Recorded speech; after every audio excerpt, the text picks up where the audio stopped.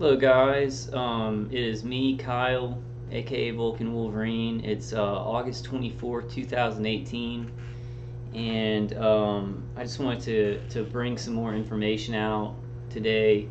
And I think I found a way. I'm just gonna have these headphones on, so I can hear what's going on the screen when I want to show you guys the video. It should stop a lot of that echo effect that I have in my other videos from my webcam speaker. I hope you guys are doing all right or surviving this. I'm feeling pretty terrible. It just feels like my nervous system is shredded, and I wake up in my mind. It's like there's so much interference to just almost every function of my brain. But trying to hold that back with Dave Case's CD, grounding, and passive defense, my Faraday bunker, and then of course cleansing and everything like that. But I wanted to get some stuff. I kind of just wanted to focus on V2k today. I'm going to be looking at the screen that I'm on right now is getting something for Name the Contractor, and found something very interesting. There was a directed energy symposium in 2018, but I'll get to that later on. I wanted to show you guys this first. This is you can go to Microwave Hearing. That's the title, and this is by TMK8118 on YouTube, and he has these different videos for microwave hearing, but I just wanted to play this first. It's a little 2-minute video. Microwaves and other radio frequencies are known to affect the human body. But could they be responsible for voices in people's heads?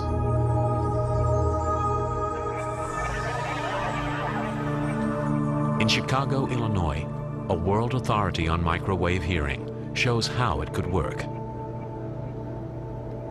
I'm hearing a microwave pulse like a click. Now it sounds like a chirp with a tonal quality to it. Professor James Lynn is hearing sounds that aren't there. But he's not crazy. Pulses of microwave energy are being generated and fired at him from behind. Microwaves can be heard depending on the individual, depending on the hearing acuity of the individual. Individuals with fairly normal hearing can hear microwaves at quite a low level. The energy of the absorbed microwaves causes brain tissue to very slightly heat up and expand, causing a pressure wave to be picked up by the hearing mechanism in the inner ear. Professor So it's saying that microwave hearing, it's like you're getting a microwave frequency to the head, and then it's expanding brain tissue. Now, when that brain tissue kind of unswells, I guess is the best word I can think of, it's sending an impulse to the inner ear, bypassing the outer ear, which is picked up like audible sound. It is not actually audible sound coming into the outer ear, but it's like my V2k. It sounds as if somebody is speaking, on that, coming from that left wall. And that's from the microwave hearing effect, which is a microwave frequency to the brain that makes the tissue heat up, and then a signal from that, an impulse is then sent to the inner ear, bypassing the outer ear, and then you hear that as a noise. Some people hear clicking sounds. You can hear other sounds, like the people on that are doing the V2k and the remote neural manipulation. To me, sometimes there's nobody who lives in the condo above me. It is owned by the sheriff's department, so I'm not sure if they've set up any kind of transceivers or anything to make signals coming in stronger, but they'll make it sound like somebody's rolling a marble on the floor above me, and I think that it is actually V2k. It's actually the microwave hearing effect, but it really sounds like somebody is like rolling a marble across the floor right above me. Very specific sound, or somebody's walking up there or something like that. So they can do a lot of things with sounds. And then most of my V2K and sounds that I hear sound like they're coming from far away. But some people's V2K, it does sound like it's in the center of the head. And I think what James Lynn is experiencing here with the microwave pulse is it's done in such a way, the microwave hearing effect, where it's kind of happening in the center of the head. Mine's done a little bit differently and directional, and I think they do that so that they can create sounds that are really happening, like a microwave hearing effect to the brain, and then that signal to the inner ear, but I perceive it as happening, you know, on that floor up there, because my hearing is somehow perceiving it like that. I don't know exactly how that happens and what they do for that, but you know, our perceptions can really be messed with, you know, with the directed energy that they're shooting in our nervous system and our brain. Lynn is far from hearing voices, but it could be possible to send coded signals to an agent this way. Brain is an electrical organ. It is susceptible to electrical signals. Since microwave is electrical, therefore, in principle, one could embed or encode information in the microwave signal such that it could be perceived by the brain.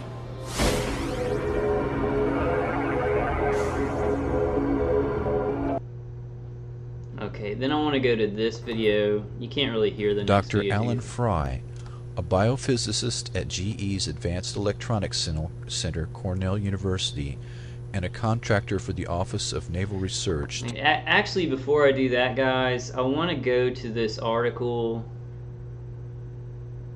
on the Cuban embassy attack to show y'all who James Lynn is.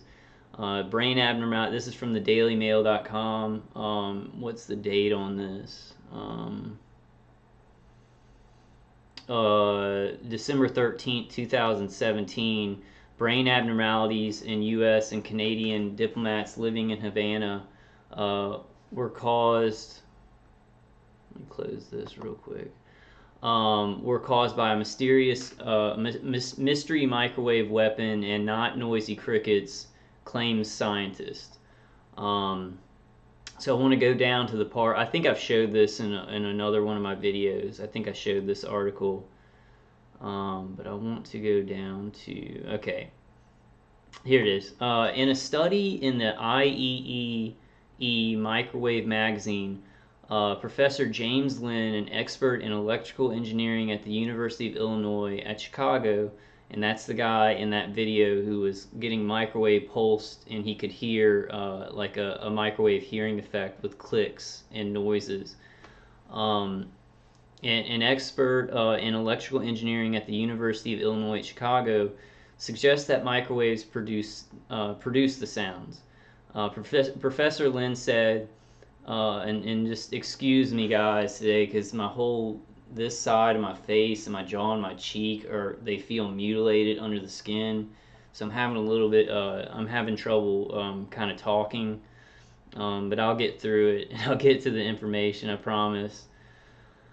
I'm just like my whole body feels horrible. Last night when I was sleeping, my attackers were, through remote neural manipulation, giving me pain in my hip and down my leg to where I had to keep turning over and over again, and I was like limping when I got up, and just my body is just beyond tired. And I know you other target individuals understand this horrific torture.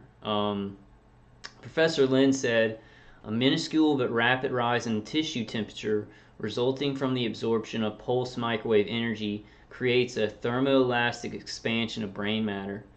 Professor Lynn suggests that the resulting acoustic wave may be perceived as sound. So there's an acoustic wave that comes from that expansion of brain matter in the brain, and that acoustic wave or acoustic signature is then travels down to the inner ear, and that is perceived as sound. And the brain tissue damage seen in the diplomats could have been caused by a combination of heating and shock waves. Let's see if I wanted to read any more of that. While Professor Lin is unsure of what kind of device could cause this microwave auditory effect, he says development is always a possibility by some military-related organizations. And all target individuals, we know this is fact because we're being hit with directed energy and voice-to-skull.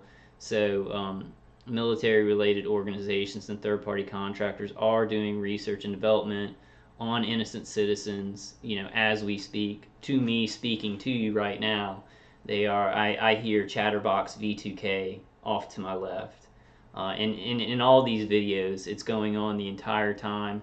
And I've had to adapt to where I just ignore it, where it's always a background noise, but I try and focus on external stimuli to block it out, so to speak. But not everyone is so convinced by Professor Lin's theory. So I just wanted to show y'all kind of, because Professor Lin had spoken out about the Cuban embassy attacks in his studies in microwave hearing effect and directed energy, made him think that the attacks, in which I believe too, that the attacks in Cuba were directed energy attacks. And then I want to go back to, how did I lose that there? Okay, I want to go back to this. Now let me start it over, because this is a very good kind of history of microwave hearing and who was working on it and everything. Dr. Alan Fry, a biophysicist at GE's Advanced Electronics Center, Cornell University, and a contractor for the Office of Naval Research, discovered in 1958 that the auditory system responds to electromagnetic energy in a portion of the radio frequency spectrum at low power densities, well below that necessary for biological damage. The human auditory system and a table radio, he said, may be 1 order of magnitude apart in sensitivity in a portion of the radio frequency spectrum. Fry proposed stimulating the nervous system without the damage caused by electrodes. He wrote 2 papers, Microwave Auditory Effect and the Applications, and Human Auditory Response to Modulated Electromagnetic Energy. Dr. Fry's work had obvious implications for covert operations. He synchronized pulse microwaves with the myocardial rhythm of a frog's heart. The heart stopped beating. Dr. Fry had perfected the induction of heart seizures by beamed electromagnetics. He microwaved cats and found that stimulation of the hypothalamus had a powerful effect on emotions. Fry found that human subjects exposed. I kind of want to stop it right there. So this experimentation with microwaves on the hypothalamus of cats. I believe with some of these signals that our brain and nervous system are receiving, it's affecting deeper structures of the brain, like the hypothalamus, the pineal gland. What's the other? I can't remember the other ones in there, but like our endocrine system, which isn't I think it is actually embedded in the center of our brain.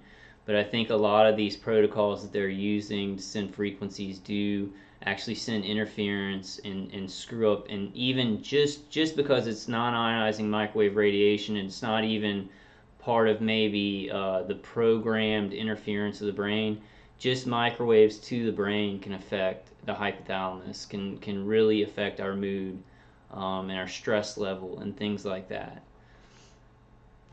Exposed to 1310 MHz to 2982 MHz microwaves at average power densities of 0.4 to 2 milliwatts per cubic centimeter perceived auditory sounds. The peak power densities were on the order of 200 to 300 milliwatts per cubic centimeter, and the pulse repetition frequencies varied from 200 to 400 Hz. Dr. Fry referred to this auditory phenomenon as RF, or radio frequency sound. The sensation occurred instantaneously at average incident power densities well below that necessary for known biological damage, and appeared to originate from within or near the back of the head. Fry was reluctant to experiment on humans. I do want to kind of throw in there, a lot of my attacks, which seems like like where I can feel heat coming in. Sometimes I'll feel it on the top of my head, but more than that, and they may, you know, I kind of still question this, and I'll go over some of my theories in this video, but oftentimes I will get a stream of energy going to like the back of my neck, like my upper neck. And I think that this is a prime spot where they would hit us at, because then the back of our head, the occipital lobe, would be getting signals.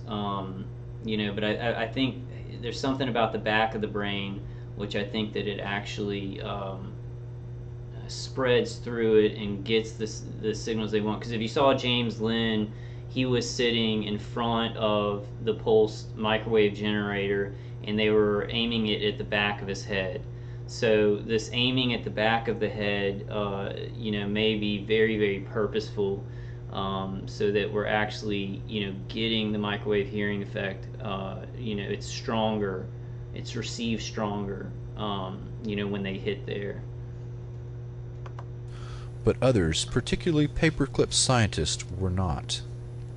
Dr. Ross Addy worked at UCLA and rigged the brains of lab animals to transmit to a radio receiver which shot back signals to a device that sparked any behavior desired by the researcher.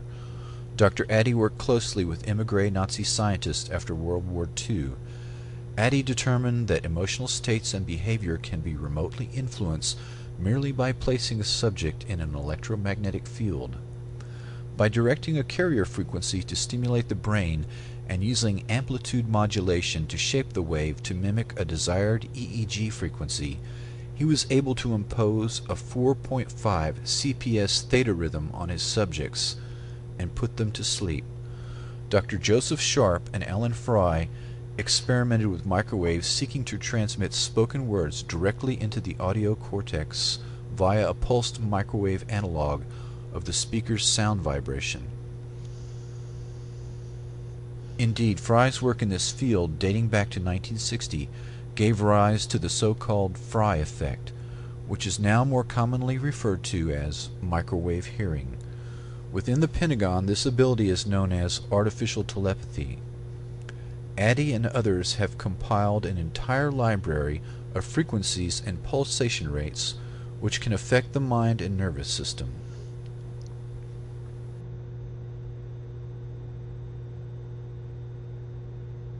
Okay, guys, I think, let me see. I think that's all for those videos. I thought those were some pretty good videos put together about the microwave hearing effect. And before I go to some stuff on Robert Duncan and what he says about all this, because he worked on the Chatterbox thing, I did just want to pull up the actual patent. And I've showed this on a lot of my videos, but I just want to pull it up again.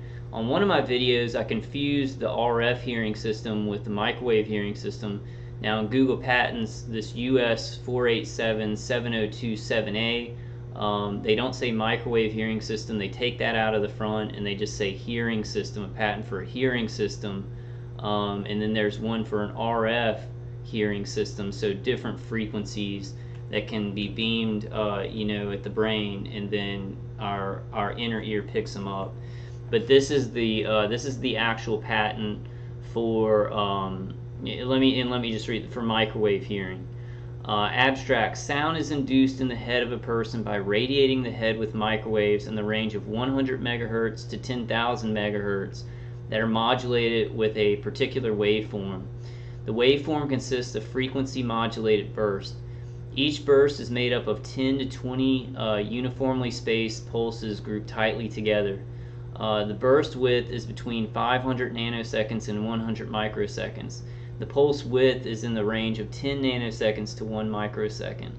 The bursts are frequency modulated by the audio input to create the sensation of hearing in the person whose head is irradiated. So it would give, that's what I call audible V2k. When you have the sensation that you are hearing a voice, that's what I call audible V2k. Somebody jumped on me anonymously in the chat room the other night of a conference call and said audible V2k doesn't even make sense. I think when we're dealing with a lot of these things that are hitting us, we're gonna have to kind of use language so people will understand what we mean, because some voice to skull, there is actual sounds, or there's neurolinguistic subconscious programming or subconscious voices within that high-pitched tinnitus-like sound. So even though you're not hearing voices in that high-pitched tinnitus sound, your inner voice may pick up, you may not feel like you're audibly hearing a voice, but your inner voice will pick it up, and then your inner voice will say something like, if they're like, it's hard for me to think of anything positive that V2k says, but if they're like, turn it up or something like that, they're talking about their equipment on V2k, you may not have the perception that you're hearing an audible voice, but your inner voice may go, turn it up. Your inner voice may produce it because you're hearing that sound at a level where it's not perceived as an audible sound. I hope that I make sense on that. But so there's a lot of different levels of voice to skull, because a lot of people, they get synthetic telepathy where their inner voice says things. I think that I think that there is more than just one method of doing that, but I think a prime method is a subliminal voice to skull, where you're not actually hearing that voice as an audible voice, but your subconscious is picking it up, and then it's produced in your inner voice. I hope that makes sense. My brain I'm just doing very bad, and I'm very tired, so I'm sorry about that, guys. But I kind of want to train myself to even keep putting information out, when I'm doing bad, because it doesn't seem to get better. They seem to encroach and try and hurt me, and I don't really. Sometimes I feel a little bit more energetic, but those are small, small spaces that I do. I wanted to see if I wanted to read anything else about this.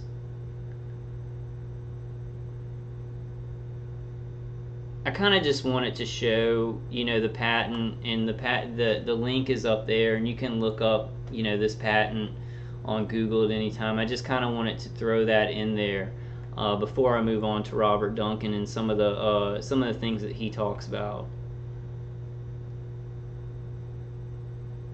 Okay, this is kind of a good compilation. It's AI and voice of God technology and mind hacking. This is from the Bases project that Robert Duncan spoke at. I think it's from both of his seminars.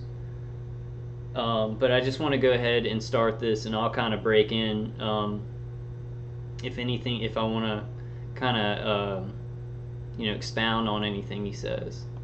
So people know my background from yesterday's speech, that my real specialty is artificial intelligence and robotics, and redefining what human beings will be in the future. And a lot of people find this scary. I don't want to be redefined. I don't like this idea, something that's beyond my control. The very sense of self is going to be altered. Well, you're actually under a lot of control systems, and you have been since birth. So I was talking a little bit about mind control in particular, and something that I worked on that I'm not proud of, but it's called the voice of God weapon. So there are 4 different... So Robert Duncan actually worked on V2k. Like, he worked on the frequency and the software and stuff like that to actually modulate like an audible signal, like if somebody speaks into a microphone, it's then modulated into a microwave signal to be shot at the head. He actually worked on this technology. He also worked on Chatterbox technology, which is the software that actually takes real-time things that our attackers say and then kind of makes a conversation out of them. And also, Chatterbox that can respond, like earlier I was throwing down something like, and there's a voice that anytime it thinks I'm angry or something, a woman's voice will be like, "You're hurting him" or something like that. And I was like, okay, it's attached to an EEG and certain things that are going on, certain movements. I guess that it's really complicated to get into. I just kind of want to stick to what Robert Duncan is saying. Different techniques and technologies that can pipe voices into an individual's head. And once you can do that, you can control them using neuro-linguistic programming techniques. You're rewiring their thought processes and brains. And so this gets into what's called offensive information warfare. And they used it, I believe, in the Gulf War to tell the enemy at that time, lay down your guns, this is Allah. And it worked pretty well, because hearing voices which have no direction or sound, you have to assume that it's some spiritual entity. So it works pretty well. And then, I don't know if I'm going to get into this, but there's something called hyper game theory. How do you, they want to see if they can manipulate people to do things that are irrational, but also walk them to their death. And so you can call it a eugenics program even. And they need to sample all cultures, language throughout the world to define their probability matrices of which tricks, techniques, deception works. Now, what he just said there, you know, I know there is kind of some target individuals are like, you know, this is not experimentation, and this is just population reduction and destroying lives and creating chaos. But this right here, what he said, is very important when we're talking about that, because they may understand the basics of the human nervous system and the brain. And what I mean by them, I mean like, you know, whoever's involved with the military industrial complex and universities and hospitals who are, you know, collecting this data and researching this stuff. They may understand the generalities of the human nervous system and brain on a general scale, but our brains are all unique, and also our cultures are very unique. So what he says about walking people to their death, messing with their belief systems. For a long time, my voice to skull, every night before I'd go to sleep, they would say, "We're going to kill him tonight. Are we going to kill him tonight? Yeah, we're going to go ahead and try and kill him tonight." They would say that.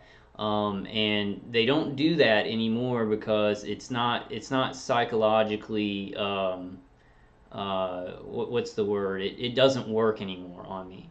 Like, I know they're not going to kill me during my sleep. I've got defenses up. They hurt me, like, to where I feel, you know, like I want to die. But they're not able to kill me with the things that I have set up, or they're not allowed. I have different views on what lines that they can't cross, you know, with me, but I know there are different circumstances. So they would try and use that tactic to up the trauma, up the stress. You know, I'd be thinking, they're going to kill me tonight, they're going to kill me tonight, and they want to work on that belief. Now my V2k was always, you know, I thought it was the neighbors upstairs, then I thought it was the people who lived next to me, and then I thought it was, you know, then I thought it was just a group of people who were remotely on this stuff, and I think that's what it is. And they would modify their voices. They never tried to act like demons or angels, or anything like that, even though I am a Christian and I do have a strong faith, and I do believe that God does communicate with us, but not in a voice in my head. It's not a voice in the head that God communicates with somebody. So, and I'm sure before they did a lot of these voice to skull protocols on me, they knew my psychology. They knew that if they said, "Hey, this is God, Kyle, and you know, we want you to go rob a Quickie Mart or something like that," I would have laughed. I would have laughed, because I know that that's not the way that God communicates in the modern world. I don't know if that's the way that he's ever communicated with anybody. but there are certain, there are certain coincidences in the world, and kismet things and feelings that you have, that I think that's how God communicates. He communicates through your spirit and things like that, through the Holy Spirit. So they never really tried those tactics of, this is God, Kyle, and you need to go throw some SpaghettiOs on your mom's face or something, something stupid like that. But they have done it. I've heard a lot of targeted individuals say that, they thought demons or angels were talking to them, and they really did believe it because of their strong faith and maybe misperception of how that faith interacts with the real world. Yeah, so I guess that's all I want to say about that. But it's interesting because I am a Christian, have a strong faith in God, that they never used that tactic on me. It was more of like, my neighbors talking about the equipment or something like that. It's very interesting what psychological tactics they take with the voice to skull a lot. That's just what's happening. Now we have, which are magnetically activated nanoparticles and sensors. So how do you control the brain? Most people don't believe that. Oh, you can't control me. I have my own free will. There's no way you can get to my soul. Well, sorry, that's not true. And now, I do, if any of you guys have watched, have read, Project Soulcatcher, To Tame a Demon, the Matrix books that Robert Duncan has written, I don't think Robert Duncan is a very, he's not a Christian, so I don't think he believes that Jesus Christ is the Son of God. I'm not sure what he thinks about an objective God existing. I disagree with him. I disagree with him that any of this technology can take over the soul. Now, it can mess with our personality, our brain. It can mess with our will, intellect, and emotion. Will, intellect, and emotion. I think that he is defining will, intellect, and emotion as the soul. But I strongly believe that there are things that science has not reached yet about us and about what we're connected to, that it cannot affect, that it cannot destroy, that it cannot control. But it can control a lot of things like our body and the energy that it's made up of, to make it appear like it can control somebody's soul. But I just want to say I disagree with the premise that any of this technology could take over or possess a soul of a human being. Now we get into semantics and everything like that, like what is really a soul, what is the spirit, and stuff like that. So exactly what he means, he may mean something a little bit different than our spiritual soul, our connection to God. And I'm going to read his books and learn a little bit more. But I think that it does turn some targeted individuals off to Robert Duncan's writings and what he says, because it's like they don't believe that this can take somebody's soul over, and he may mean something a little bit different. So these nanoparticles are activated under certain magnetic frequency and will alter the brain patterns and pathways. Recently, my school came out, Harvard came out with what you see here on the right slide is the magnified view of a needle that's injected into the brain and puts the scaffolding over the brain, and then it's read that way at a much finer resolution. So let's talk about a little bit about deciphering the audio and visual cortex. So researchers at the University of California, Berkeley have invented a brain decoder device that's able to work out what you're thinking based on neural activity inside of the brain. Now, they use mostly what's called functional MRIs. But you could use any of these technologies that I've talked about. If you're reading text in a newspaper or book, you hear a voice in your own head, usually, most people. are reading kind of aloud in their own head. Well, they can read that, decipher the words that you were thinking to yourself.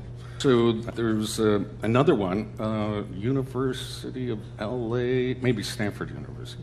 They are decoding visual images. So they train the person under, in functional MRI, that's the standard technique, to look at images, and then they record them, and then they ask the person to imagine the object. It can also just be imaginary. And the computer will decipher the brain code, and so you're looking at a hammer, you're looking at a saw, that's a house, that's a cat. So the technology in the civilian sector is coming along quite quickly. And I think that can, you know, the brain is an electromagnetic organ. And what he's just talking about there, deciphering an image from an EEG, has probably gotten very, very far along to where, like, if I'm thinking of something that is, you know, that is unique. Like, let me give an example. And this is very complicated too, because if they're not getting a strong visual signal, you know, from your visual cortex, it would be your visual cortex, because when you're looking at stuff, a lot of target individuals say they can see through my eyes. So what they're doing is they're picking up a signal from your occipital lobe, because that's your optical nerves are taking it to your occipital lobe, and that's where immediately what you're seeing, the signal is going to that occipital lobe. Then those things are stored in the visual cortex, short-term memory and long-term memory. But the okay, so like one night I was thinking, and I think I've given these examples on some of my videos, but I was thinking about these people just ripping out my heart, you know, because they're ripping out my heart. They're hurting my family. I have to, you know, talk to a lot of people who are just traumatized and fighting a 24-hour-a-day war. So I had that image of, in Indiana Jones, the second one, where the guy is like, he's going, momom jiba, and he rips out the guy's heart. And I had that image in my in my head as a visual. And like I wasn't thinking the second Indiana Jones or anything. Maybe I was a little bit subconsciously, but it seems like they were looking at the image, because the guy on my V2k goes, I think that's from the second Indiana Jones. Like literally the male voice on my voice to skull responded to the visual. So I think that a lot of these things that he's talking about, where they're getting an EEG of an image and things like that, they've really advanced. They've advanced to where they can get a specific image from the visual cortex. They can get that electrical signal from the visual cortex, or they can see what you're seeing, not because, and some people may have stuff implanted in the eyes. I'm not sure of every situation, but it feels like with me, they're just kind of hijacking a signal, receiving a signal from the occipital lobe, and that's where what you're seeing is immediately going to. That's how your brain's reading what you're seeing. That's how it's reading what you're perceiving with your eyes. So I hope that makes sense. My brain is just all over the place right now. But this is some really good stuff that Robert Duncan is talking about. And he worked on chatterbox technology, and he worked on voice to skull. You know, he worked on these technologies. He worked for the CIA. He was in research and development for the CIA. And he says that he grew a conscious, and that's why he came out and did all of his writing. So, you know, on further videos, I will, you know, go into more of what Robert Duncan talks about. He's an important one. Barry Trower's an important one. John Hall's an important one. Richard Lighthouse is an important one. You know, I would call them whistleblowers. There's many, many more. And I'm going to try and get the best ones and just go through certain things that are very, very important that they've said to kind of connect the dots. I think I might want to change my YouTube channel to Connect the Dots, but the Vulcan Wolverine name, it seems like that's what everybody knows me by. So I might just leave that, you know, like that. Somebody apparently from NASA leaked this as something they were working on. And telepathy, electronic two-way communications. Well, we have that now. And that's very scary if you never experienced it. making humanity think an alien invasion is about to occur at every major city. Well, we have holograms in the sky. I describe that technology. And, you know, they talked about other things that might make this come about. But all I am saying is beware. Yeah, can you elaborate on hyper game theory and so-called walking people to their death? Okay. Yeah, so hypergame theory came out of a professor at Dartmouth, obviously funded by the Air Force and DARPA and et cetera, all the acronyms. And it came from a man that died recently, a brilliant man named John Nash, who, there was a movie made about him called The Beautiful Mind, and he was a mathematician who won a Nobel Prize. And he created game theory, which is used in economics as well as war theory. Now, it relies on rational players. So you run these simulations. What will China do if we make this move? What is the game, the war game going on? Or you can use it in business, similar process. Hypergame theory is one level above of that abstraction, that you don't know what game they're going to play. So they use it in cyber warfare, mostly. And attackers, you know, hackers, they'll use several different techniques. But the defenses, the administrator and the virus protection, they don't know what game these hackers are using. So they create a probability matrix over the period of the time of sampling all the different kinds of hacks they get. Now you can apply this to other aspects of life. The way that I was using it is they're trying to, it was called mind hacking. So they're trying to hack a targeted individual, and you know, the targeted individual will create mental defenses as best as they can. They'll go to their social networks. Well, what do? They try to disrupt the social network, so you have no family or friends. It's a back and forth game that.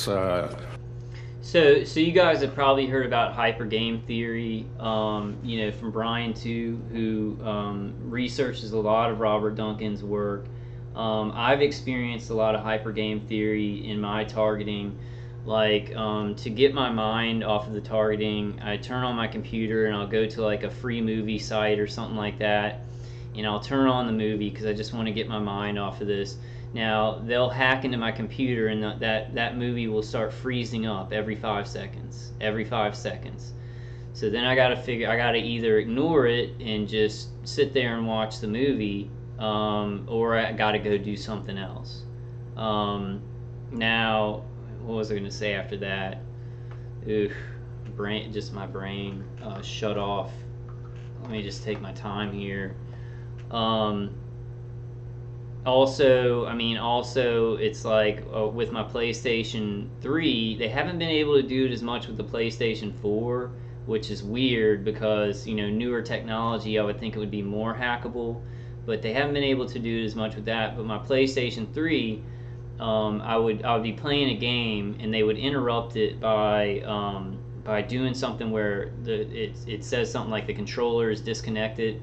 So they were like hitting the controller to send us an electrical signal that the controller had been disconnected, and they would just do it over and over and over and over and over again. So I'd either have to just, what I usually do, this is what I've started to do with all and what I do it now, and they don't do those things as much because whenever they would, do it to my controller, like the controller is not hooked up or whatever, I just press the button to start the controller again and just keep on playing. And they could just do it as many times as they want it, and I just keep on, like it's almost like they were pressing pause on the game.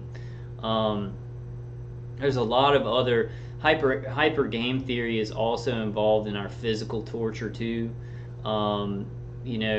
Messing with our beliefs about what's happening to us.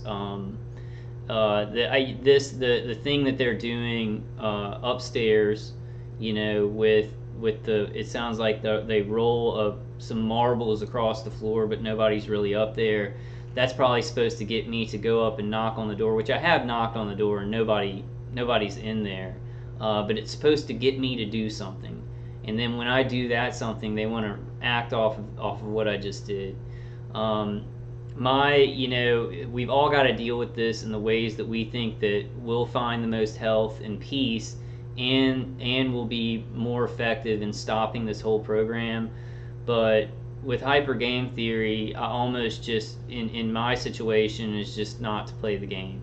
Just to ignore whatever game they're playing and go ahead with your activities. And then when it's something that just really annoys you and it's actually physically harming you, you deal with those things, which they can still play the hyper game theory off of.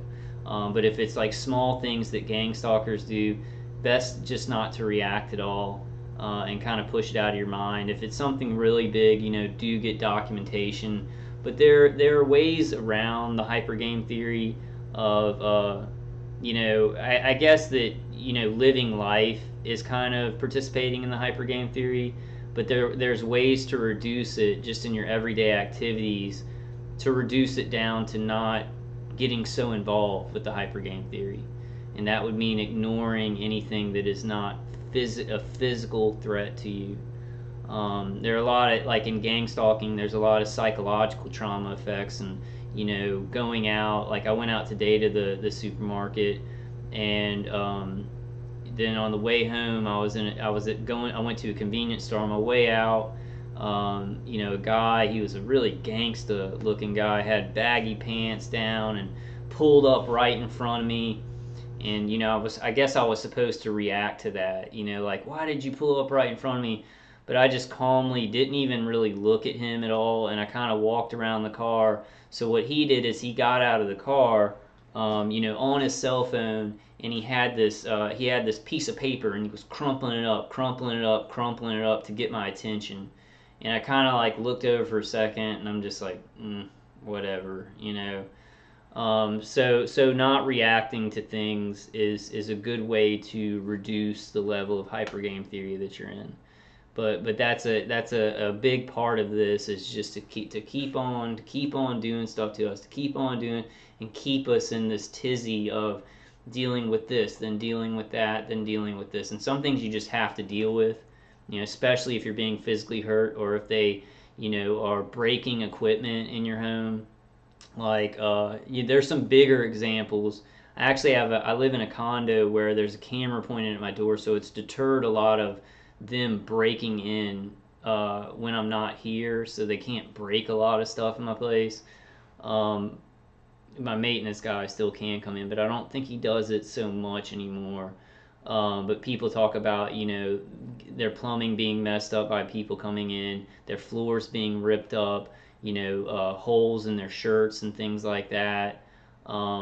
You've got to fix those things. You've got to deal with those things. So sometimes in hyper game theory, you just got to deal with whatever they've messed up. But in the things that you can't ignore, I would really recommend ignoring them as much as you can. And then they don't have so much of a justification to do that to you, because it's not getting the psychological effects that they want. A lot of fighting this is very counterintuitive, because the directed energy weapon attacks and remote neural manipulation, and then gang stalking alongside of that, to verify what they're doing to you and to also induce more psychological trauma, it's based off of how humans react. It's based off of humans' general instincts and general reactions. So sometimes we've got to kind of ignore what we think would be the general reaction. Like somebody comes up to you and says something rude, I would probably yell at them, but your human instinct, if somebody's encroaching in your area, is to punch them in the face. But we can't do that, because then they would cry foul and false flag it and make us the bad person. So a lot of times it's better just to walk around those things and then deal with the big picture. And that way we start to kind of control the game. They have to stop me. You see, like Dr. Horton and Ella and Romola D and people, all these target individuals, who are putting out videos. they're acting. You see, we're acting. We're putting stuff out. We're not reacting. We're acting. I'm not saying like acting on a stage, but we're taking actions. So then they have to react to that. We make our attackers react to what we're doing. And that's the best thing that we can do. We take action. We take action, stop reacting, and figure out what you can do to act upon stopping this. And then then your attackers are going to be pushed into a hyper game. How do they react to that?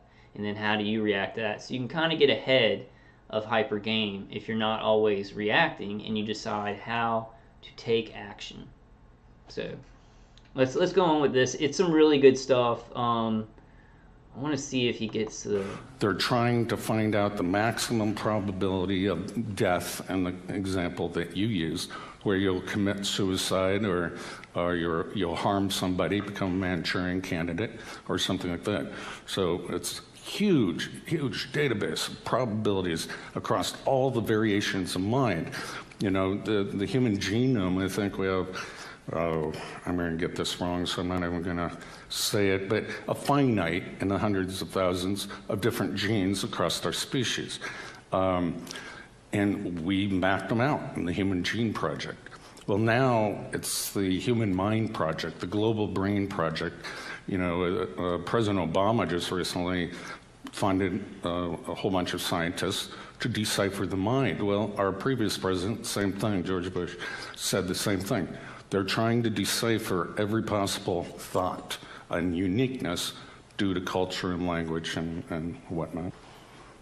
I've got a quick question. Just to confirm, you said you were a little bit embarrassed, ashamed that you'd worked on a project called The Voice of God. Yeah.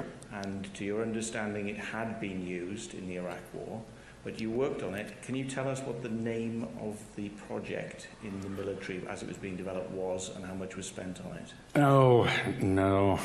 I wasn't interested in budgets or names. But the nickname was Voice of God. But it goes under a lot of different names, different variations. And so let me talk about some of the technology. It's called the microwave hearing effect, which with directed microwaves, this was discovered by a guy named Frey. They're not totally sure what the mechanism is, but they hypothesize that the brain expands ever so slightly with this energy, heat energy, that gets conducted to the inner ear. There are several other technologies that use ion cyclotron resonance heating or calcium C2+. Okay, guys, I really have to use the bathroom. It feels like my attackers are, remote neural manipulating me to have to urinate a lot today. I have the speakers on my webcam. I hope y'all can't hear me. I'm going to try and close as many doors as possible, but I do want to just make this video longer. I'm going to go ahead, no, I'm going to try and just as quickly as possible, and I just don't want to stop the video because I don't want to have to buy the editing software yet. So give me a second, and I hope y'all don't hear any of this. Sorry.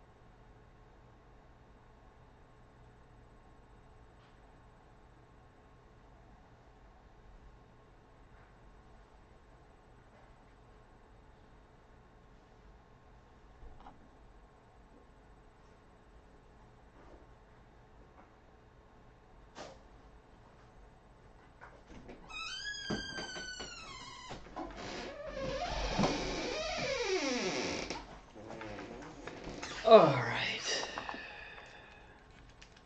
Okay, guys, sorry about that, but I didn't just want to shorten the video because I kind of have some other things that I really want to go through, but I'll continue.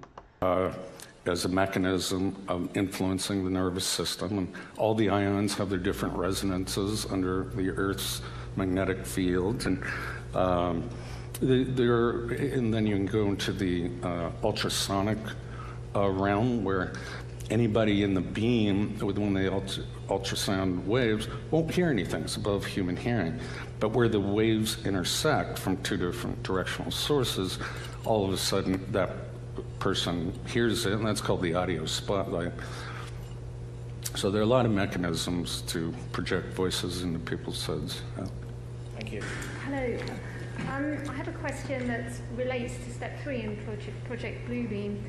It concerns telepathic electronic two-way communication. I wondered if it was possible for images to be directed into the thoughts and the minds for a number of reasons for myself and in fact, all 5 senses can be mildly overridden depending on the state. Now, if you're in a sensory deprivation tank, your mind seeks stimulus, hearing, sight, temperature, anything.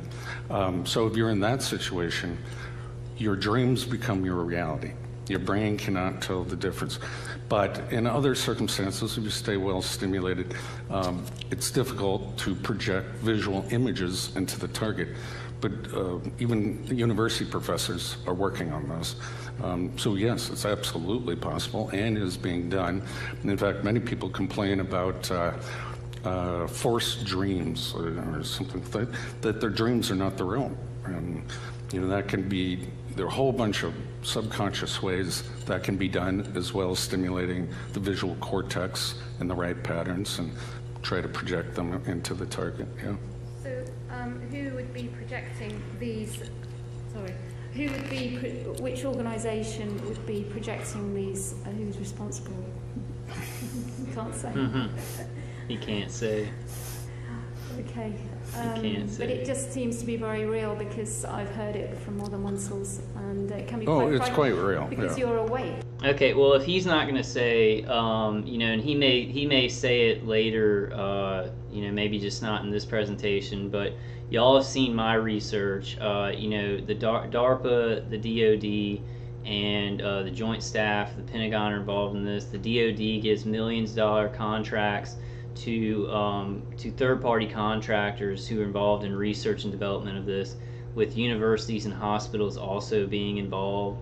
I think that my targeting, when I'm getting visuals injected into my head, it is a third-party contractor that's doing research and development on directed energy, remote neural manipulation, neuro weapons, and things like that.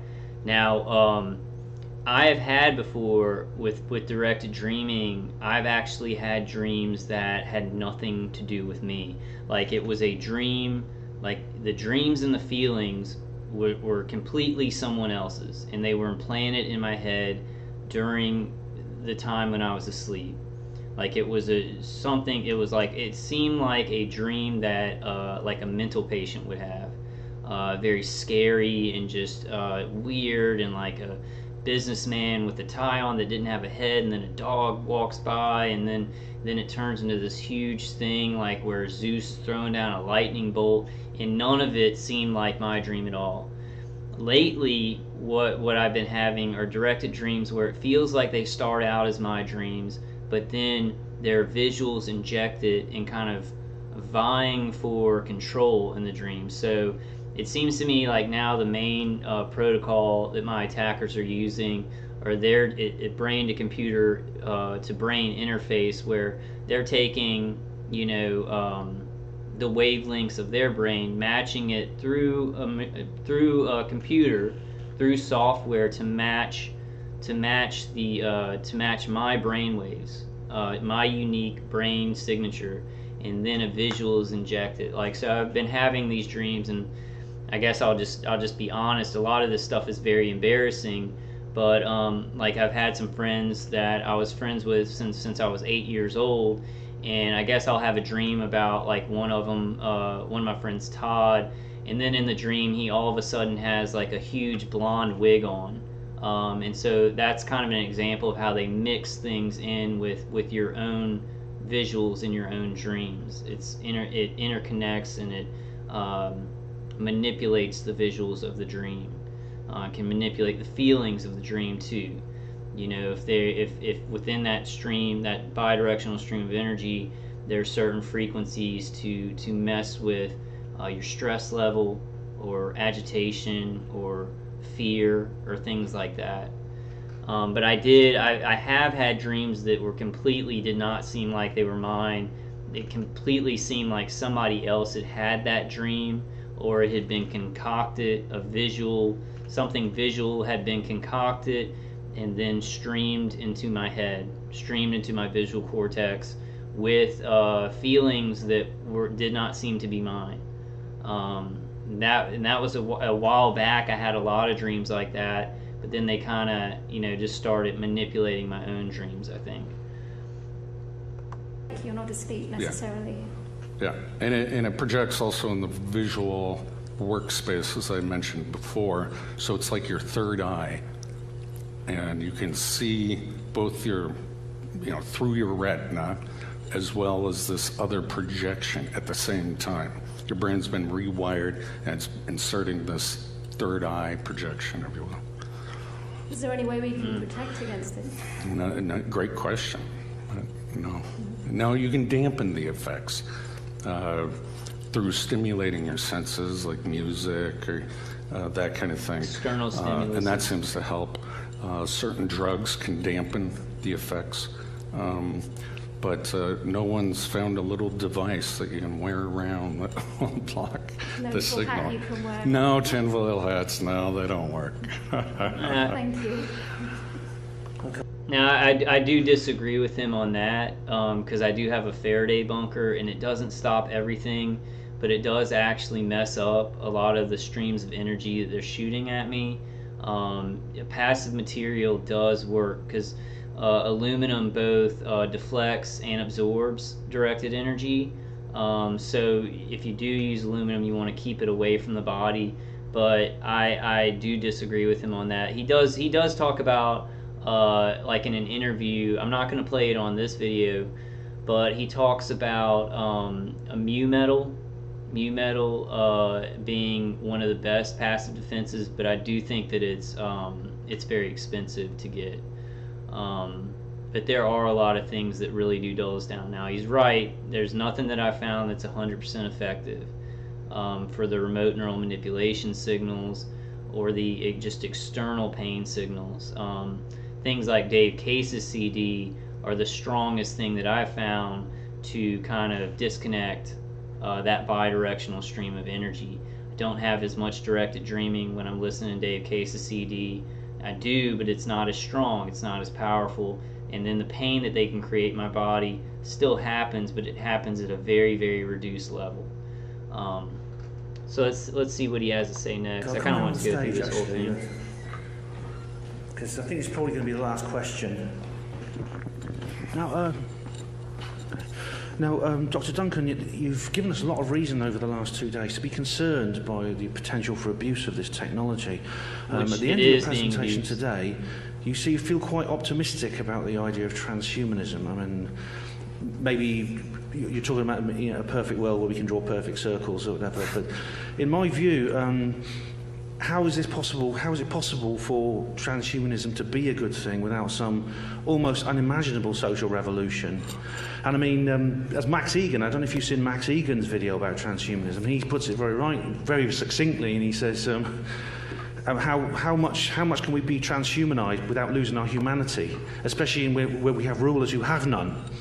And that's an excellent point, and that's why I try to ask more questions than I answer. It has to be a social revolution. I mean, that's the only way it could be accepted by society. But this is so gradual within our generations that it will become more and more acceptable. So people walking around with Bluetooth, headsets, Well, now we accept that. They look like the Borg, and so slowly this will eventually be rolled in, and we won't give it another thought. When a child is born, we genetically engineer them, with blue eyes or whatever they. Some might argue, though, that the technology we already have. I mean, the technology we already have is sort of cutting us off from each other. I mean, I'm guilty here myself. I apart from my family in my hometown and the men I live with, I know one person. But I have thousands of friends online, so maybe. Yeah. So is that just a redefinition of how to be social? What is a friend on Facebook? And how often you talk to them? You can't shake their hand, you can't hug them. I don't know. This is something society is going to have to deal with. This is a social revolution that's occurring. Okay, I kind of want to go to another video that I have from Robert Duncan where he does specifically talk about Voice of Skull. Is this the same? Is he wearing the same clothes? Yeah, this is from the same one, but I don't think they put it in that little collection of things that he said from that presentation. So let me play this next couple of minutes. You have to determine for yourself. So I was talking a little bit about, mind control in particular, and something that I worked on that I'm not proud of, but it's called the Voice of God weapon. So there are 4 different techniques and technologies that can pipe voices into an individual's head. And once you can do that, you can control them using neuro-linguistic programming. Yeah, I think he said this in the other one. You're rewiring their thought processes and brains. And so this gets into what's called offensive information warfare. And they used it, I believe, in the Gulf War to tell the enemy at that time, lay down your guns, this is Allah. And it worked pretty well, because hearing voices which have no direction or sound, you have to assume that it's some spiritual entity. So it works pretty well. And then, I don't know if I'm going to get into this, but there's something called hyper game theory. How do you... Okay, so this is just going over stuff he already said in that other one.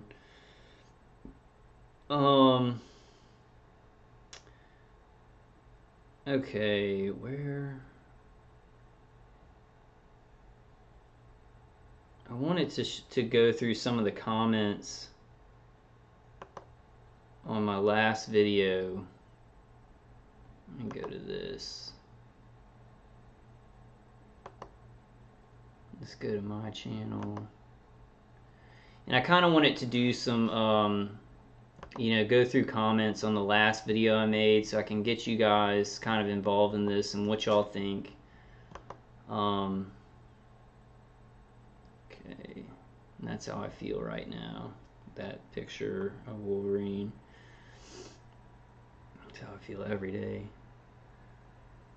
So JP says, in that other video I was talking about, I think that they remote neural manipulate my dog to actually have diarrhea. They mess with her bowels, so then she may use the bathroom in the house, or I have to bring her out over and over again. And JP says, they have done it to my dog and cat. These guys are good with feces. They specialize in it. And I think that's pretty funny because, these guys are pieces of shit who are doing this, and they have no souls. And then I want to go to a comment by Targeted American 1. Thinking if all TIs mailed a letter to a politician and to the president every day, the climate is such one of them might need gang stalking to get reelected. There might not be another event like the coming election. If president knows he doesn't know the true story, every letter show a bunch of CCs putting pressure on each of them, knowing they might have to get a position on this. I'm getting cooked, Vulcan. Hang in there. And I'm sorry, Targeted American, that you're getting cooked. I'm getting very, very cooked too. Feels like my brain is just I try and just, keep going. I try and keep going. I was going to show a video of, that part in Gladiator. I don't know if y'all seen, probably a lot of you guys have seen Gladiator, where he's going to fight Commodus, the emperor of Rome, who killed his own father.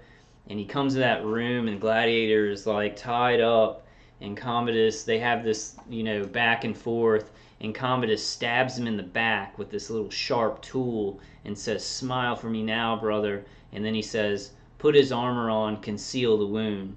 And then so Maximus has to fight, Commodus in the what is it, in the arena. What is it called? The arena or whatever. He has to fight him, but he's bleeding out. He's been stuck by this tool, and he's got his armor on, so nobody sees that he's really secretly bleeding out.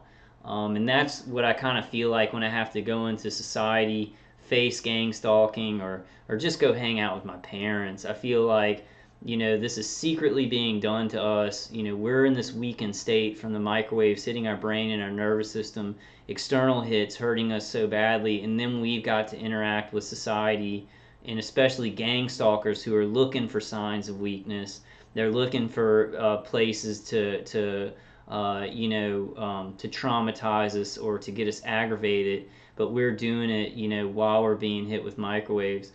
But I think that the Targeted American One has a great idea, and somebody mentioned it on a conference call, to write a letter to the president and just send it to the White House about this is a good way. We can also email them. I don't know if they look at email so much, but if we all just write a letter maybe every week to the White House, saying that we're going through this, it would be another angle that we can come at and get that information to him.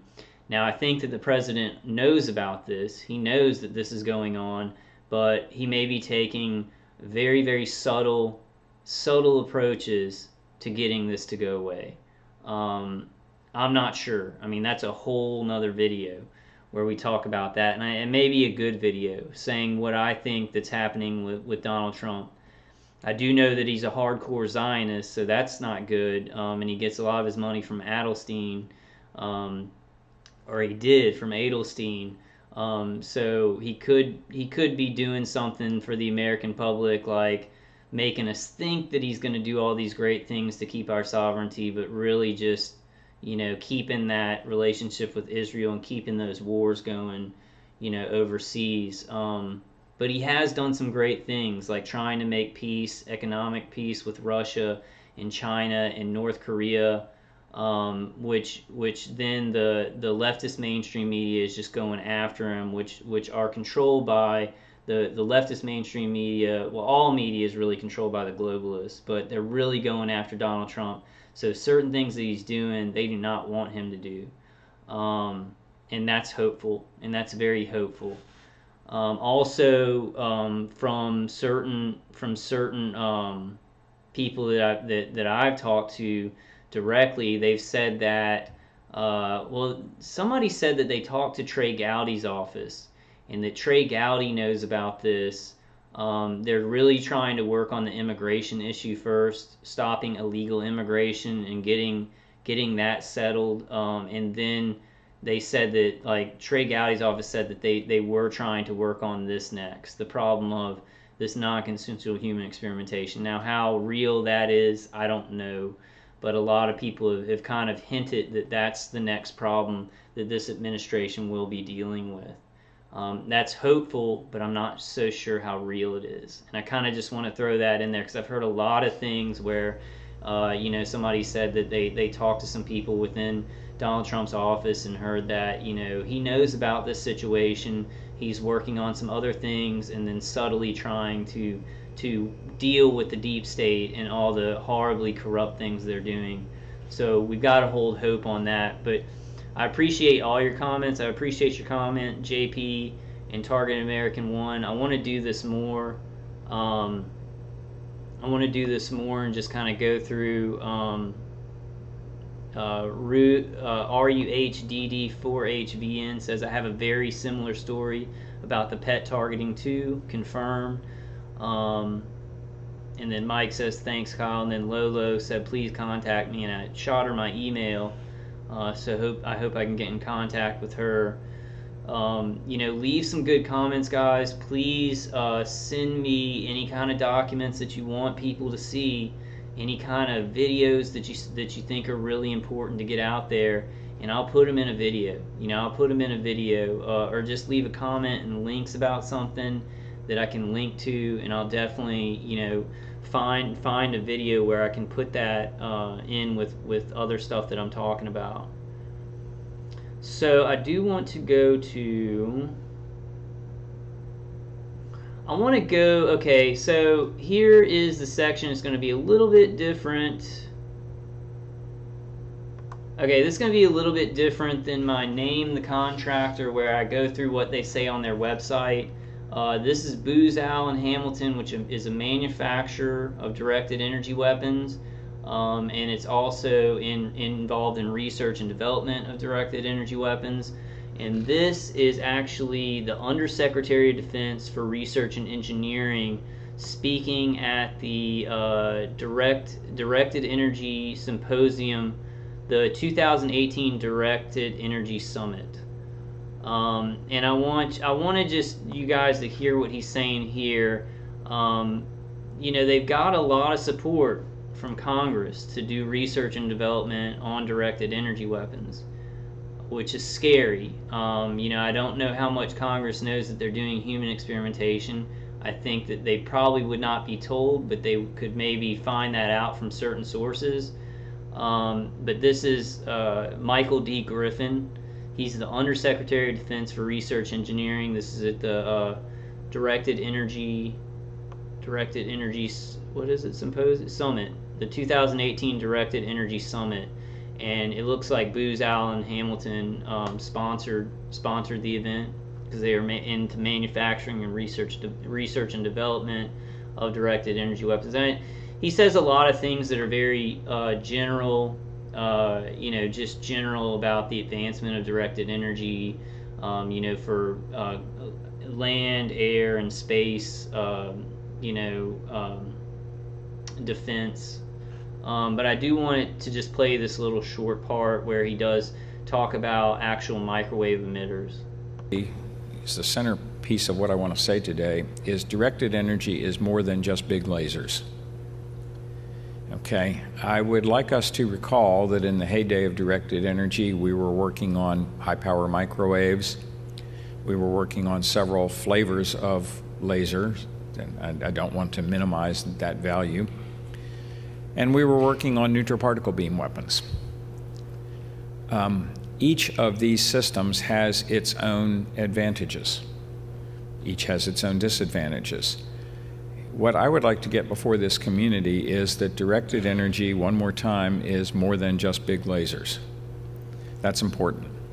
Okay, so I just wanted to play that short part. Please go and listen to this and how kind of he's the Undersecretary of Defense for Research and Engineering. So I mean that's part of, I guess that would be in the executive branch of the government. It's the president, and then the president is the chief. Oh God, my brain just went dead. But it's in the executive branch, like the DOD and everything like that. So when we say our government is experimenting on us, it is basically, it's our government. It's the DOD. It's Congress is being told and funding research and development of directed energy weapons technologies, and then it's funneled down in a pyramidal structure down to the DOD giving out millions of dollars in contracts to third-party contractors who aren't necessarily current military. They're not necessarily part of the government. They're really private endeavors, and then they do the dirty work. And that keeps it a little bit, the actual people who are shooting United States citizens. And I think this is the kind of the what's it called, the structure that it would happen in other countries too. This is kind of the structure that it's going on. They have third-party contractors actually carrying out the directed energy and microwave torture and experimentation on the brain and the nervous system, behaviors, whatever, trying to make us do stuff, trying to cause us to act out and things like that. And then I think with the universities and hospitals, the hospitals would maybe be involved in implantation of devices that are not like, toxins and things like nanotechnology and nanoparticulates, but actually implantable devices that are like the size of a grain of rice, when you have surgeries or dental work, dentists too. And then I think that the third-party contractors, do the experimentation, do the hardcore experimentation. They collect data, and then this data goes to some of these universities and hospitals to actually research what that data means. And then it goes up the chain, back to the Department of Defense and everything like that. Now, that's a theory of the structure because we don't know exactly how it works, but that's how my research is just going towards this complicated, siloed structure of how this research and development torture to human beings. Zerzet's song, discrediting us with gang stalking. The gang stalking and surveillance feeds the surveillance state, feeds DHS fusion centers, feeds, the NSA and things like that. And then this research on the brain and the nervous system and everything kind of goes up a ladder where the people who are, microwaving me right now on shift work, working with the automated platform, they probably don't know a lot. I don't know, and me and other target individuals sometimes disagree, because some target individuals say that on your hive mind team you're going to have like a psychiatrist, you're going to have like a neuroscientist on there, or a neurobiologist, you're going to have people that understand science. I kind of disagree. I think it's like ex-military that does certain protocols that are tested. They may have like a university or a hospital where they're involved in maybe managing the protocols, looking at somebody's psychology, and then creating a protocol for the trained monkeys who push buttons to actually carry out the actual experimentation on us, the torture and everything like that. I'm still trying to research more and gather data. We know the general structure of how this works. We know who's kind of involved at the top and everything like that, but how it's kind of partitioned down in a pyramid structure and a hierarchical structure and who knows what, I'm still trying to figure out a couple of things, and I think a lot of other people are too. We know that we're being hit with directed energy. We know we're being experimented on, but how the whole structure works and who knows what and what siloed siloed parts in this that certain people play, like doctors and universities. We still need to get more information on that. But it definitely is. It's more complicated than just saying this is the CIA. It's more complicated than saying this is the Air Force. Way more complicated. It's compartmentalized and complicated for specific reasons, so that they can keep the secret of them doing this and only certain people know, but they can still get help from siloed workers who are working on certain parts of it. And Robert Duncan, I'll maybe play some stuff in later videos of what he says about compartmentalization. And sometimes scientists are working on a technology and have no idea. He had no idea that they were just going to start using this on random citizens and practicing on random citizens. And he grew conscious. I mean, he was like, I didn't know this was going to be used on, just random citizens who had never committed any crimes. So the compartmentalization and siloing of these operations is in the actually making them complicated so nobody wants to take the time to understand, what's really happening, if it's not happening to them, because it's just so complicated. And they're like, well, how does this, So, let me see what else I wanted to go through. I'm kind of at an hour and a half.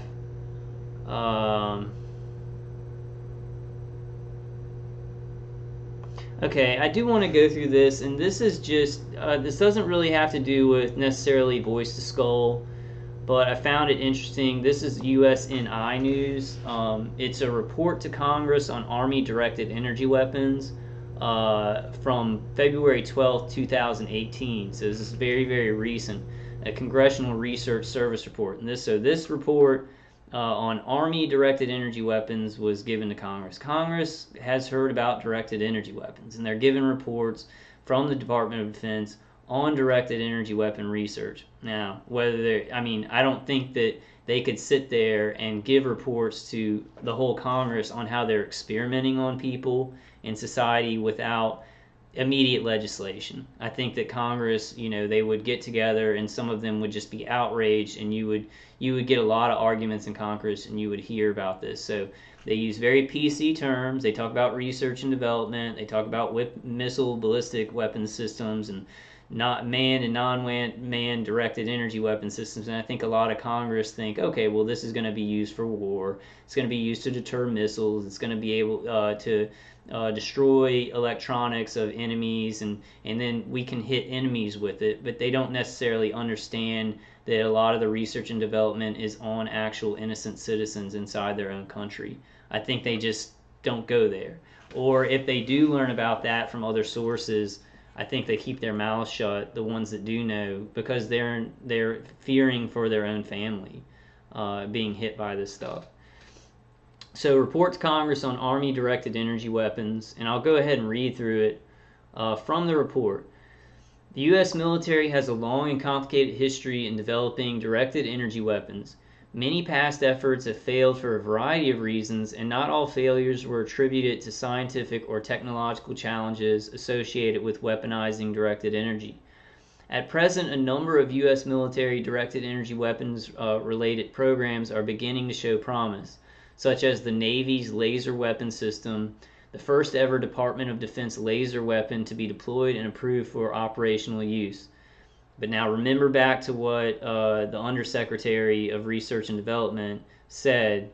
He wants people to remember that directed energy weapons is not just big lasers, huge microwave emitters and things like that. And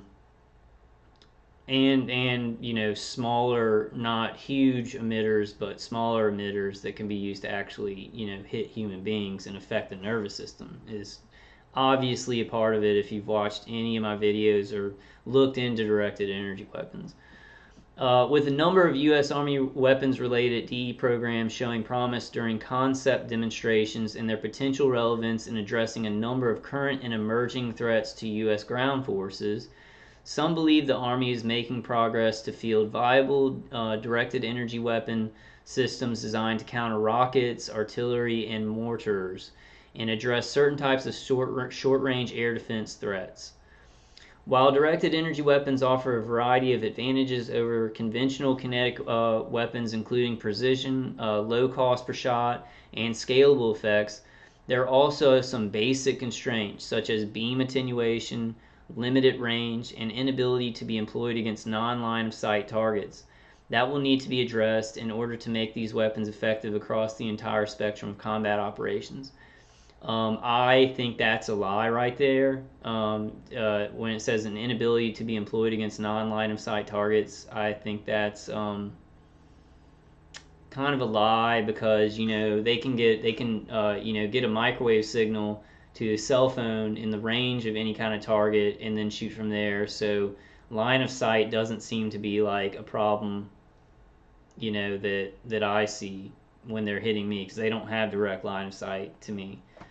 Cell phone tower is like right out that way. The cell tower has line of sight to me, but the people who are actually at the remote platform, they're not in direct line of sight to me. Now, if some targeted individuals do have neighbors shooting ground weapons at them, those would definitely need line of sight. So directed energy weapon system development.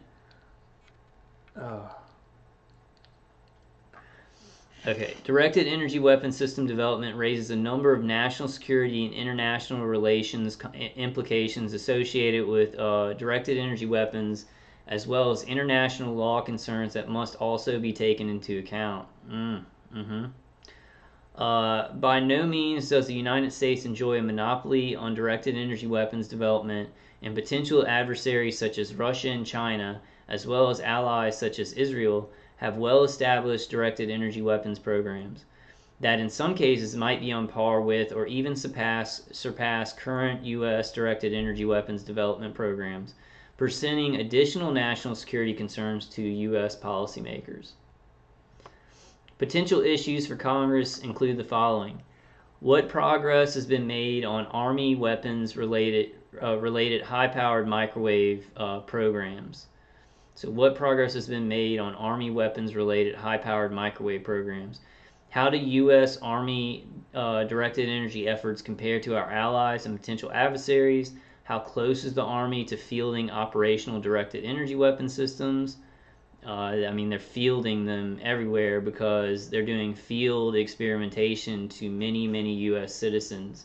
That's my focus. I'm sure that they also are using it on adversaries overseas. You know, I'm sure that they could get a directed energy beam strong enough to just stop somebody's brain or stop somebody's heart and use that on actual, terrorists overseas. How practical are these systems given their constraints?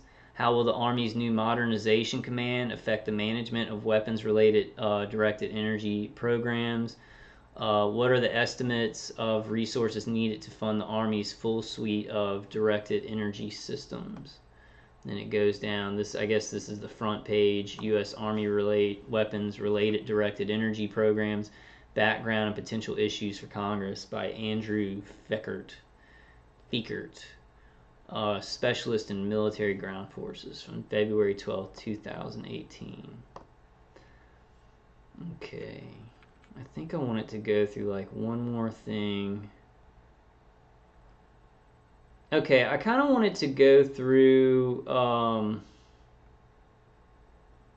this video that I found. I found it on Edge of Wonder. And I thought it was really cool that they actually talk about mind control, and they talk about directed energy weapons in a way where they believe that it's occurring and being used in our society. But I found some of these things to have, some of the ways that it's presented to have problems with how they're presenting it. This is like a kind of, they go into some weird stuff. So they go into aliens, and they go into I guess psychic abilities and things like that, and ancient civilizations. But they have like about 50,000 subscribers, and this video on Voice of God technology leaked in government docs for mind control, 16,000 views. So that's good. Not a whole lot of dislikes on it. So let's go ahead and watch some of it. Maybe just watch the whole thing, and I'll stop it some of the way through. Let me see how much time. Time really goes by really fast. Let's go ahead and watch the whole thing, and this will be kind of where I ended out. But I thought this was cool because this is kind of an alternative media site, a social media platform that has some good production value, and it's not completely about directed energy weapons. It's not completely about being hit with directed energy weapons. The two fellows doing this are not, targeted individuals, I don't think, not to my knowledge. And it's kind of nice that they're presenting this in a way where, they're saying this stuff. We have a lot of, let's just watch it. Phone be used as a weapon against you? Can your mind be controlled with weaponized technology? A top secret control infographic released by accident? A weapon that causes you to hear voices? All of this and more on today's episode of Edge of Wonder. Okay, hold on. Welcome to Edge of Wonder. I'm your host, Ben. And I'm Rob. And you're probably wondering why we're wearing tinfoil hats. Well, by the end of this episode, you guys, you'll probably want to be wearing one too. Okay, so they're kind of making fun of the issue by wearing tinfoil hats. It's kind of a jokey little thing. But then they say, at the end of what we're talking about, you may want to wear one too. So, I don't know. Some other target individuals were saying, they're making fun of it and they're not really being serious about it. But, I mean, how you present things, I don't know. I don't know what to think about this. Let's keep watching.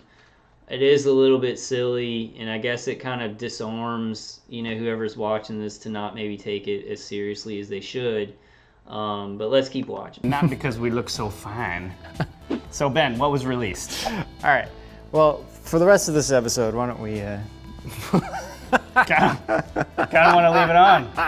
I look like a... Should we just leave it on? I look like a bad version of Marky Mark and the Funky Bunch.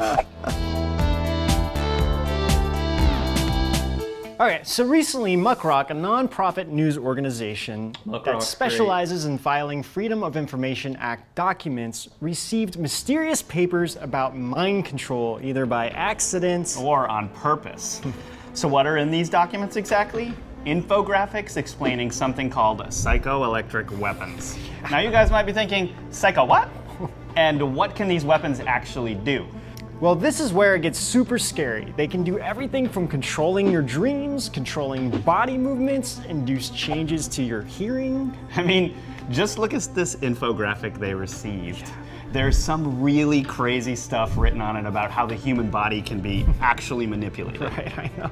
So there's even sleep prevention, an irresistible sensation to go to a specific place, like you just have to go there, constant itching, induced heart rate. I mean, this thing just goes on and on and on. Yeah, the one that freaks me out the most, though, was the one where they can actually, like, move your hands intentionally, like, the way that they want them. Yeah.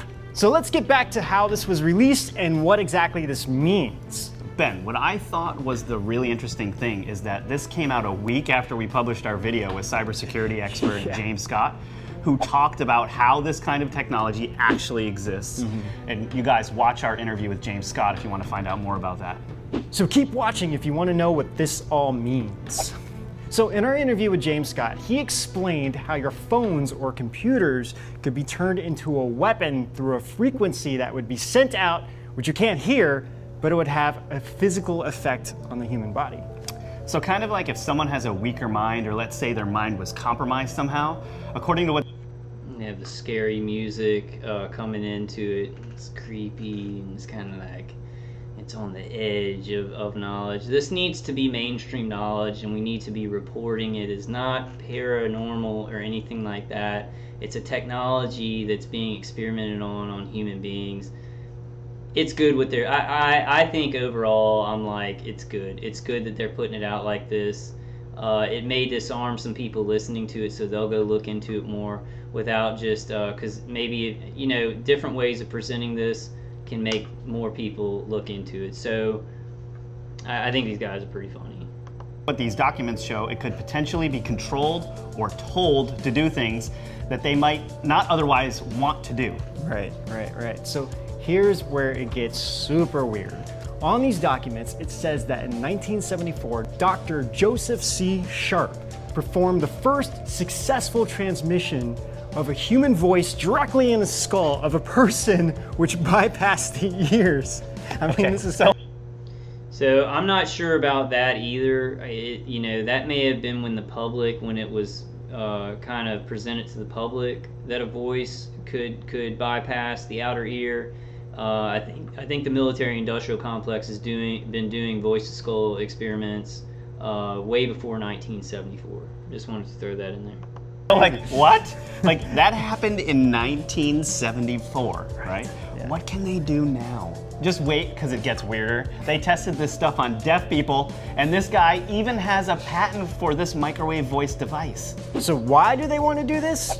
Okay, so you're probably wondering, what purpose would a weapon like this have? Or maybe you figured it out because it wouldn't take a genius to. So on the site's strategy page, which is all about military affairs, they mentioned that a death ray was replaced by the voice of God during the war in Iraq. So what this means is that instead of using weapons to fight, they use something called a... That guy on the left, wait. Long-range acoustic device, or LRAD. Let's go with... That guy on the left, I kind of like the guy on the right, you know, with the beard there. That guy on the left really annoys me because he's just giggling through this thing. He doesn't know what any of this means, but he's just so excited about it, and I kind of want to punch him in the face. I will, however, refrain from punching him in the face because I don't even know him. But let's move on with this. LRAD. That just sounds cooler. LRAD sounds it's way probably better. LARD, but let's just go with LRAD. Well, it says that the LRAD is just a focus beam of sound. So, I mean, I could aim this thing at someone from like 300 meters away, and they could literally hear the voice, my voice, in their head. So what that means is, if I got control of this thing, I could beam this into Ben's head and force him to do something like, buy me some Twinkies. Ben, buy me some Twinkies.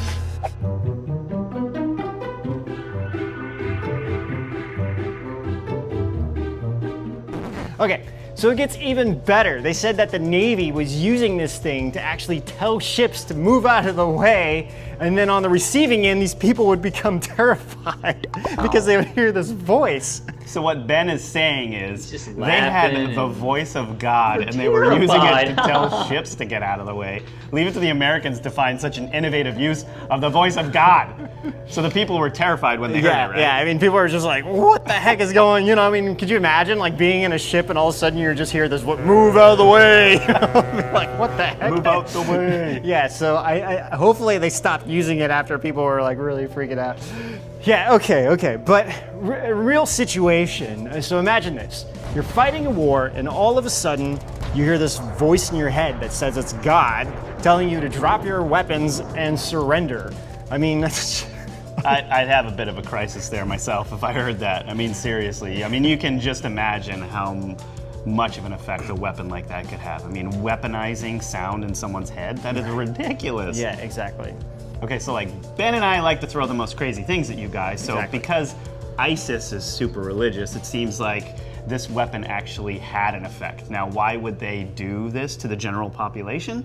Well, keep watching if you want examples of how they were using this.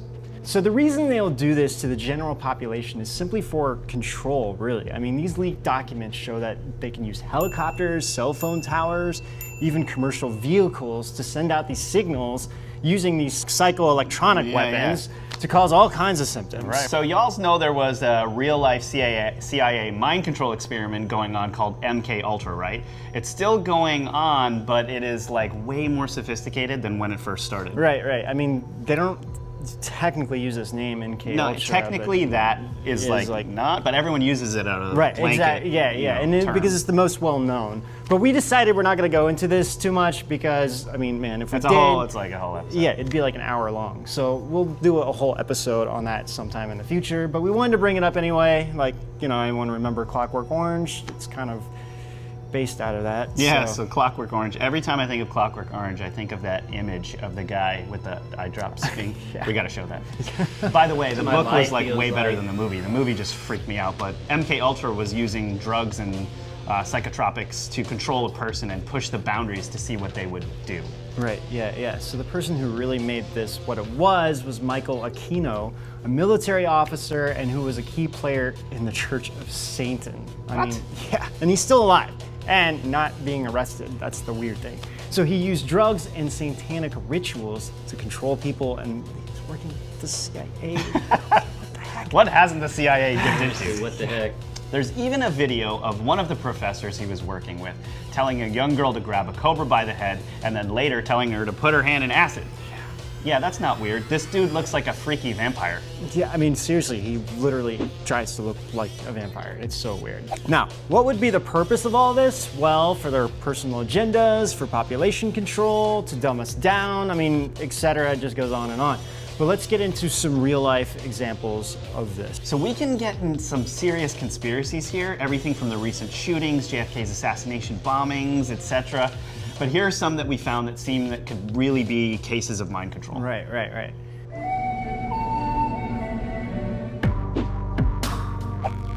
So let's start with Aaron Alexis, the Navy Yard shooter who killed 12 people in DC in 2013. According to an FBI official quoted in CNN, that Alexis was under the belief that he was being controlled or influenced by extremely low frequency electromagnetic waves. So a message later obtained by federal authorities from Alexis' personal computer said, quote, ultra low frequency attack is what I've been subjected to for the last 3 months, and to be perfectly honest, that is what has driven me to do this. Okay, so wait, let me just say that before we go further, we're not making an excuse for these people. We're just telling you what we found and what these people said. Okay, Ben, go ahead. Exactly. So there's more. Myron May shot and injured 3 people on the campus of Florida State University in 2014. and was killed by responding officers. So before the event, he had become increasingly anxious that he was under government surveillance and heard voices in his head. Does any of this sound familiar? Yeah, so there's even more. Jason Brian Dalton, an Uber driver, was accused of deadly shooting spree in which 6 people were killed and 2 others were injured in Michigan in 2016. He blamed his actions on his Uber mobile app, which uses a symbol that he claims resembles the Order of the Eastern Star, which is part of the Freemasons and the Illuminati. Yeah. So he claimed it took over his body after he pressed the button of a new app resembling the devil, which caused him to make these crimes. Okay, but a smoking gun of seeing this work is when NASA astronaut Heidi Stephanician Piper was about to say she saw a UFO when she suddenly fell over. Right. So other astronauts came over to help her, and they help her get back up. She gets back to the podium, and then as soon as she starts talking about this UFO encounter, bam, she falls over again, and eventually she's just carried off the stage. Right, so there's so much more to this, but we're gonna stop here for now. So let's ask who is doing this and why. Right. Okay, so keep watching if you wanna find out what could actually be behind all of this. So if things couldn't get any crazier, I feel like this is the time to bring this up. So a lot of people are talking about, the shadow government, and there's so many people in actual government and whistleblowers who are talking about this. I mean, we just interviewed Laura Eisenhower, who also talks about this. So they have their own agenda, of course, and we just did a video comparing Thanos to the Illuminati, but this is really the main cause, which is population control. Right, they want to control us so they can start their plan to eventually begin their new world order. But to do that, they want to make sure that no one will be able to stop them. Also, we just interviewed Laura Eisenhower, the great-granddaughter of President Eisenhower, who actually talks about this as well. So yeah, so the shadow government, I mean, we could get... And, I kind of, I see a lot of this as experimentation on different personalities and things like that, and what you can get somebody to do, and hyper game theory, and the brain and the nervous system. But they make a really good point here, and I think that we've all talked about this as targeted individuals. They're targeting a lot of non-compliant people. So if things in the future are going to get darker and darker and more tyrannical, they want to wipe out people who speak their minds. They want to wipe out dissidents and people who will go up against a tyrannical system, Christians who will not go over a certain line, they'll draw a line in the sand of morality. They want to go after these people, outspoken people who want to do the right thing. They kind of want to get them out of here so they can do worse and worse things, and then the compliant people in society will just kind of go along if they've gotten rid of, and I agree that that is a certain angle of our targeting. Not only experimentation, but they do it to good people. They do it to people who are morally sound and will not keep moving that line and keep moving that line. They have a line in the sand. I have a very strong line in the sand of what I will and will not do. And I want to help people, and anything that's tyrannical or it's going to hurt kids or hurt people, I want to fight against that. And I've met the majority of targeted individuals. I can't even think of one that is not against horrible evil.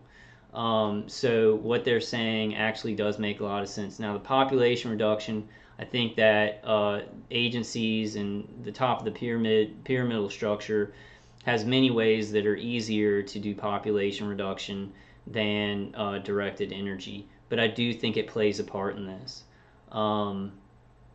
Okay, so that's all I had to say about this, and we'll listen till the end. This is very interesting, and it's also very awesome that sites that don't just talk about directed energy weapons or anything, and they talk about a plethora of things and corruption in the world and the New World Order and things, they're picking up this subject. They keep picking up the subject, so we've got to keep on putting better information out so they can look at our information, and we can all just put the pieces together and keep this onslaught going on social media. Facebook, Twitter, Periscope, YouTube, and just it'll keep on growing and keep on growing. And then when people in alternative media say have enough evidence that they can put out a story like this, they'll jump in, and it'll keep growing up and growing up. Now the brick wall that we keep hitting is the mainstream media, obviously, because they're censored in many different ways, and Project Mockingbird, which I want to do a video on soon. But eventually that wall will break down when the media does have to report things that the public is certain of. They're certain is happening. If the media does not report those things, then people will lose complete faith in the media. So there's a certain time when the media is forced. It is forced to report on things that maybe the agenda didn't want them to. The agenda in national security and some of these deep state agencies, you know, the military-industrial complex, for lack of a better word. Now, I want to go back, and I'm going to watch some of Laura Eisenhower's interviews. You remember her grandfather, before he left office, gave a warning. I mean, and we've all seen this, the warning where he said, you know, we have got to watch the wanted or unwanted control in the military-industrial complex. I can't remember the exact words, but it was a huge danger. The danger of the military-industrial complex, and we're seeing that in our society right now. His warnings are now the nightmare. The nightmare is happening that he was trying to warn against. The military-industrial complex doing whatever it wants. Doing whatever it wants, playing mad scientist out in the field, doing it to whoever they want, and pushing along agendas mixed in with that experimentation, or just doing these awful corrupt actions. So much into this, who's involved, what's involved, how many people are involved with this. I mean, and what are these doing? They're mostly like suppressing like human consciousness, really. They don't want us to develop into, right, you know? There are actually, some reports say that they're scared of us developing. Yes, right? exactly, and that's what Laura was actually telling us too. So, but what's starting to happen though is that a lot of people are starting to wake up. More people are realizing that there are things that exist beyond this reality, and are starting to see the truth behind all this mainstream narrative that, you know, that they want us to believe. So to make a long story short, a lot of these mind control things are not working the way they planned them to initially. Right, right. So do you want to know what you can do about it? That's basically what we're going to cover next. Right. So what can you do about this? Well, for one, you can start to explore self-control methods that will allow you to be more mindful of your own thoughts, such as meditation. So right, so like meditation will help you strengthen your mind and also help you get rid of negative thoughts. Negative thinking invites all kinds of things. Our recent Laura Eisenhower interview basically goes through this a bit. Have a watch if you haven't. Right, and also meditation can strengthen the pineal gland, which is what is connected to the third eye or the celestial eye. Through that, you'll be able to see wonders beyond anything you thought was true. Comment below if you want us to do a video on everything there is to know about the celestial eye. Or you could just do what we did at the beginning of this episode and start wearing tinfoil hats. So like I said, by the end of this video, we may all be wanting to wear I just can't look cool in this thing, Ben. It just doesn't work for me. Well, I mean, and yours is like the most stylish tin hat ever. Your tin hat looks terrible, man. And your little thing fell off of it. I know it did, my antenna. Well, in any case, whatever it is you choose to do, I hope this episode has helped you guys. Also, guys, please hit like and subscribe. We're new and we can use all the... Okay, guys, so, I mean, I thought, you know, they want to do an intro that's silly and kind of is entertaining. They want to be entertaining, so I probably wouldn't give them too hard of a time on this, on the tinfoil hat thing. You know, the information was good, especially the astronaut. She was going to speak about a UFO sighting. It was in the transcript of her speech. She tried to do it once and fell backwards, like got dizzy and got knocked out, and then tried to start talking about it again and then passed out again. So I thought that was a very interesting, you know, that was a very interesting incident of probably being hit with directed energy, you know, to kind of to incapacitate somebody so that they can't talk about what they want, what's something that the deep state or these agencies don't want somebody talking about. But all right, guys, I think I'm going to wrap it up there because I'm getting to about 2 hours. Thanks for watching, guys. Thanks for y'all's comments. Please comment more and send me documents and things. Please subscribe if you are not a subscriber. And I'm going to try and just keep on, you know, getting documentation and putting it together in a connected dot fashion where we as targeted individuals have more information.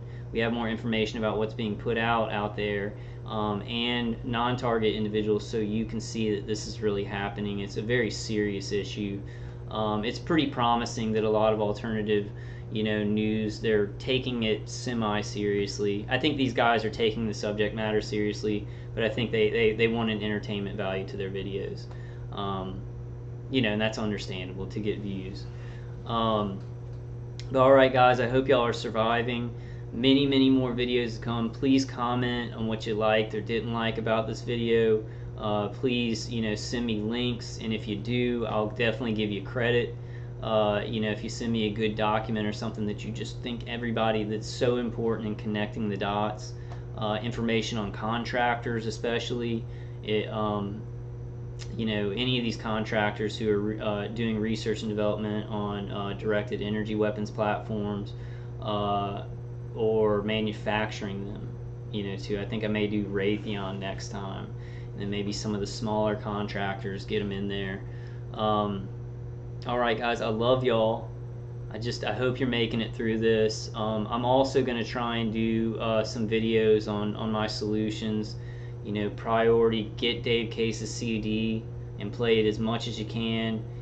Grounding is super important, and then passive defenses around to shield the neck and the head and the ears. I know sometimes you can't always shield the eyes. I do want to show you all this that I got from Les EMF. Now I'll just show you this. This is what I'm usually wearing. Like, this is 3 balaclavas and 4 skull caps from Les EMF, and I get all this and I put it in layers around my head, then wear a Les EMF cap, and that's what I don't wear it outside, but I usually wear it inside. I just haven't been wearing them for these videos because we need we can't always look weird. I did in some of my earlier videos because I just didn't care, but I do want to present well to non-target individuals and not scare them off from this information. Because the things that we have to do to defend, because this is a war, we do look we look bizarre sometimes, but that's a secondary and tertiary torture. That's my phone. Let me turn that off. What time is it? It's like 11 o'clock. Alright guys, so this is actually an eye blocker. This is a Les EMF Silverell fabric that you can put on your eyes, and I've been using this with everything else for the last week, and it's really helped. You got to remember you have nerves around your eyes and your optic nerves as well as in your ears, and a lot of these frequencies, even though there are probably ways that they're going straight through to the nerves around the brain, the eyes and the ears are pathways to the brain. So anything like this, or like if you get some mirror sunglasses or something like that, sleeping in those is a good idea, and this has been helping a lot. I don't wake up with as much back pain because I think playing Dave Case's CD, I'll feel like soreness in my eye, soreness around my eyes when I wake up, because they're doing directed energy to my eyes and the nerves around them to actually do remote neural manipulation. And when I've been using this, that's gone down a little bit because I have everything blocked, my ears and my eyes, when I sleep. I love you guys. I'm going to, I don't feel very well. I feel really sick and my brain doesn't work like it used to, but like I told you guys, if I'm just a hand crawling along, I will keep fighting and I will keep trying to get information out. So let's keep going. A lot of people are in pain out there, but we're so close. We're so close to changes. TI Day, there's so much stuff going on. It's Wednesday. And alright guys, I will definitely see y'all on the next one.